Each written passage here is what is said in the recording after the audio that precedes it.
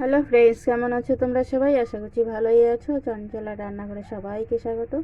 আমি আজকে বানাচ্ছি ব্রোকলি দিয়ে একটু রসার মতো, না ঝোল হবে না একদম শুকনো হবে। তো প্রথমে দেখো ব্রোকলি আলু আমি কেটে রেখেছি।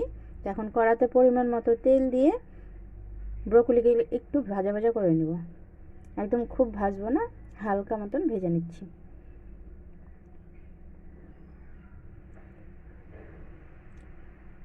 নাড়াচাড়া করে সুন্দর করে আমি ব্রোকলিগুলোকে ভেজে নিচ্ছি। তো দেখো প্রায় ভাজা হয়ে গেছে। তো একদম লাল করে ভাজবো না, কারণ ব্রোকলি যেহেতু, তো হালকা ভাজা করলাম।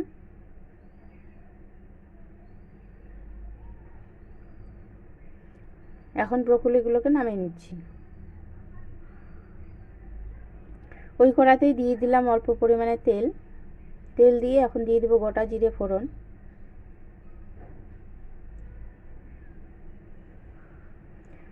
ফোড়নের মধ্যেই এখন আমি দিয়ে দিচ্ছি কেটে রাখা আলুগুলো। এদিকে ফোড়নটা হয়ে যাবে আর আলুগুলো সুন্দর ভাজা ভাজা করে নিব। তো তার আগে দিয়ে দিলাম কয়েকটা গোটা গরম মশলা, যেহেতু ব্রোকলি রান্না করছি তো একটু গরম মশলার ফ্লেভার আসলে ভালো লাগে। আলুগুলো দিয়ে এখন একটু দিয়ে দিব হালকা হলুদ।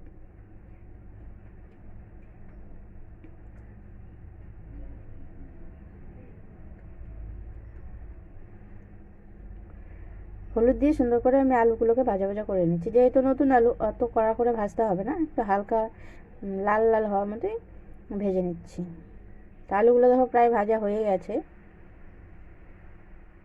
এখন দিয়ে দিচ্ছি পেস্ট করে রাখা মশলা। তো মশলার মধ্যে এখানে আমি আদা, জিরে, অল্প পেঁয়াজ আর লঙ্কার গুঁড়ো, হলুদ গুঁড়ো একসাথে আমি মিশিয়ে নিয়েছি। আর পরিমাণ মতো কাঁচা লঙ্কা একসাথে পেস্ট করা আছে।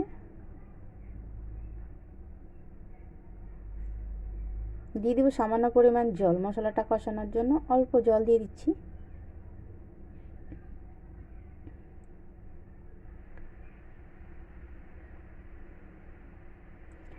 এখন এর ওপর থেকে আমি যে ব্রোকলিটা ভাজা করে রেখেছিলাম, ব্রোকলিটা যেহেতু আমার হালকা ভাজা আছে, তো আমি ব্রোকলিটা এখানে দিয়ে ঢাকা দিয়ে আমি কিছুক্ষণ মশলাটাকে কষিয়ে নিব। এতে করে যে ব্রোকলি আর আলুগুলো আছে সেদ্ধ হয়ে যাবে, তো পরে বেশিক্ষণ সময় লাগবে না।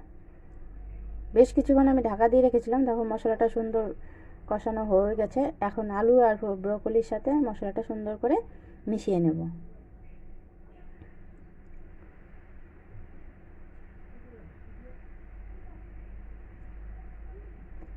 এভাবে নাড়াচাড়া করে ভালো মতন করে মিশিয়ে নিচ্ছি।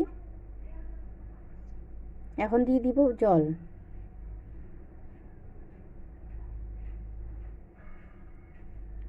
যেহেতু আমি একটু হালকা মাখা মাখা রান্না করব, তো আমি অল্প পরিমাণে জল দিয়ে দিচ্ছি।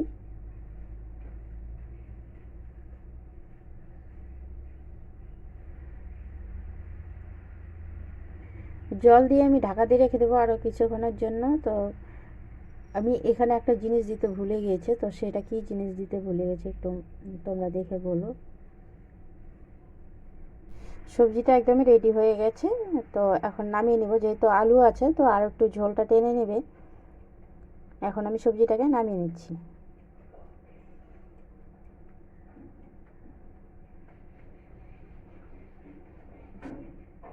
যেহেতু আমি আগে থেকে গোটা গরম মশলা দিয়েছিলাম, তো আমি উপর থেকে আর গরম মশলা দিব না।